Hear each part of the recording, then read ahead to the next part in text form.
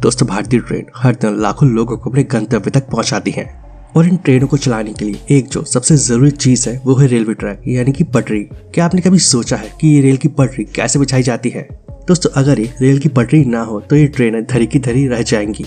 इन rail की पटरी की वजह से ही ट्रेन अपनी स्पीड और डायरेक्शन तय कर पाती है।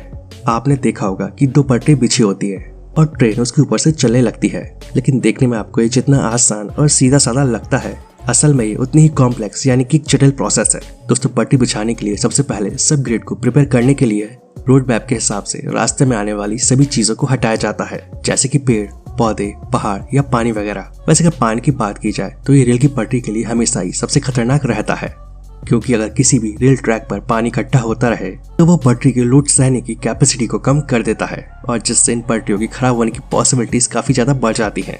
और इसीलिए इस खराबी से बचने के लिए सबसे निचले हिस्से में सब ग्रेड बिछाया जाता है और साथ ही से ऊपर से थोड़ा उठा दिया जाता है, जिससे कि यहाँ पर कितना भी पानी क्यों न पड़ता रहे वो पटरी पर जमा न होकर नीचे साइड में चला जाता है। और ये सब ग्रेड की लेयर नॉर्मल मिट्टी से ही बनाई जाती है। अब ट्रेन रेलवे ट्रैक पर फिसले ना, इसी वजह से रेलवे ट्रैक पर गिट्टियां डाली जाती है और इन गिट्टियों का शेप कभी भी गोल नहीं होता है, बल्कि इनका शेप कुछ इस तरह का नुकीला होता है। और इसके बाद इनके ऊपर स्लीपर यानी कि कंक्रीट की इस तरह की बीम बिछाई जाती है। वैसे पहले लकड़ी के स्लीपर बिछाए जाते थे, लेकिन लकड़ी के स्लीपर पानी की वजह से जल्दी खराब हो जाया करते थे और इसी वजह से अब इन्हें भी कंक्रीट का बनाया जाने लगा है। और इसके बाद इन स्लीपर पर लोहे की पटरियों को जोड़ा जाता है और जब इन पटरियों को जोड़ा जाता है तो आमतौर पर इन पर बेल्डिंग की जाती है और इस बेल्डिंग की वजह से ये पटरियां आपस में एक साथ जुड़ जाती है। लेकिन शायद आप में से बहुत से लोग ये बात नहीं जानते होंगे कि पटरियों का लोहा थर्मल इफेक्ट की वजह से फैलता भी है। दोस्तों, असल में इन पटरियों को बेल्डिंग करके आपस में जोड़ तो दिया जाता है, लेकिन गर्मियों के मौसम में काफी ज्यादा गर्मी पड़ने की वजह से पटरियों का लोहा फैलने लगता है।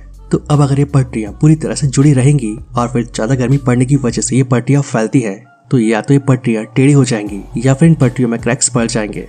और इसी परेशानी से बचने के लिए इन पटरियों में बीच बीच में कुछ गैप्स छोड़ दिए जाते हैं और इसी वजह से जब पटरियां गर्मियों के मौसम में फैलती हैं तो वो टेढ़ी नहीं होती हैं। पटरियों के बीच में ये जो गैप होते हैं उन्हें नट बोल्ट की मदद से कुछ इस तरह से कस दिया जाता है और ये सारा काम हो जाने के बाद आखिरी में इन पटरी के ऊपर कुछ इस तरह के पत्थर या गिट्टियां बिछा दी जाती है, जिन्हें बैलेस्ट कहा जाता है। और इन्हीं बैलेस्ट की वजह से इन पटरियों की लोड सहने की कैपेसिटी काफी ज्यादा बढ़ जाती है। शायद आपको जानकर हैरानी हो कि 1 किलोमीटर में पटरी बिछाने पर ऑलमोस्ट 1 करोड़ रुपए का खर्च आता है, लेकिन ये सिर्फ मैदानी इलाकों में पट्टी बिछाने की कीमत है। लेकिन जब बात पहाड़ी इलाकों में पट्टी बिछाने की आती है तो ये कीमत और भी ज्यादा बढ़ जाती है। इसके अलावा अगर हमें ट्रेन की पटरी के साथ इलेक्ट्रिसिटी को भी गुजारना होता है तो पटरी के बिछाने जितना ही खर्चा बिजली के तार और पोल को खड़े करने में आ जाता है। दोस्तों, हमारे देश में तो एक साथ 2 पटरियां बिछाई जाती हैं, लेकिन विदेशों में कुछ जगहों पर एक साथ 3 पटरियां बिछाई जाती हैं और वहाँ पर ये एक्स्ट्रा पटरी इसलिए बिछाई जाती है क्योंकि इस तीसरी पटरी में इलेक्ट्रिसिटी फ्लो कराई जाती है। यहाँ उस तीसरी पटरी से ट्रेन का रिसीवर टच होते हुए चलता है, जिससे उसे बिजली मिलती रहती है।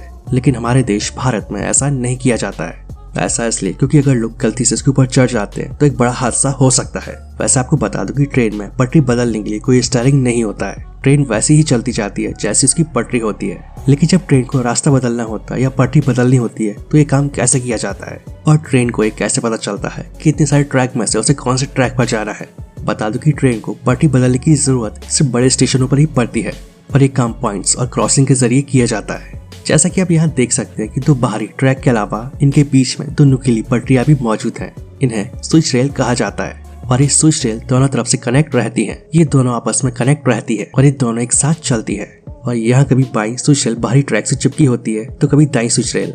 ये नुकीली पटरी जिस तरफ से भी कनेक्ट होगी ट्रेन भी उसी तरफ मुड़ जाएगी, जैसा कि आप देख ही सकते हैं। इसके अलावा रेलवे ट्रैक के साथ में कहीं कहीं पर 2 मंजिला कैबिन भी होता है और इन ट्रैक्स को यहीं से ऑपरेट किया जाता है। यहीं से ये डिसाइड किया जाता है कि ट्रेन को किस तरफ जाना है। दोस्तों, पहले रेल की पटरी के साथ एक लीवर होता था जिससे रेलवे ट्रैक लेफ्ट और राइट होते थे, लेकिन अब ये लीवर इलेक्ट्रिसिटी की मदद से ऑपरेट किए जाते हैं। तो दोस्तों, कुछ इस तरह से रेल की पटरी बिछाई जाती है और साथ ही हमने आपको बताया कि ट्रेन ट्रैक कैसे बदलती है। वीडियो पसंद आए तो वीडियो को लाइक और शेयर जरूर कर दें और ऐसे इन्फॉर्मेटिव वीडियोस आगे भी देखने के लिए इस चैनल को सब्सक्राइब कर लें। तो आज के लिए बस इतना ही, मिलता है नेक्स्ट वीडियो में। जय हिंद, जय भारत, वंदे मातरम।